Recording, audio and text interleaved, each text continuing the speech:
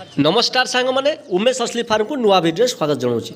तो सांग मैंने जहाँकि मो पाखे 14 पीस चिया था तो 14 पीस चिया मुझे सारी आ 3 पीस चिया जहाँकि अच्छी गोटे मेल 2टा फीमेल फुल टेम्पर टेल देखो क्वालिटी भी बहुत भल अच्छी।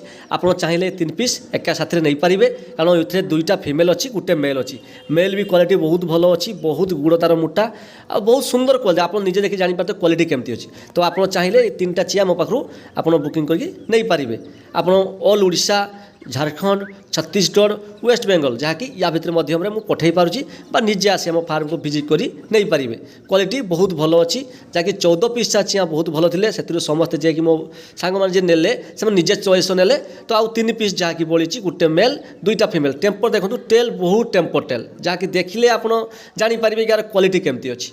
तो देखूँ जदि आपको भल लगुता निश्चित आप मत मो नंबर कॉल करूँ व्हाट्सअप मेसेज करूँ आप नहीं पारे कारण ये स्टॉक बेसी दिन रही तो बहुत जल्दी सरीज। तो आप नापी इच्छा अच्छी आप निजे गोटे फार्मिंग करने इच्छा अच्छी तो आप नहीं पारे कारण आप जानते मोर चैनलटा आज 5 वर्ष चलती तो कुकुड़ा निश्चित आपको भल जिनस ही मिल। तो नमस्कार।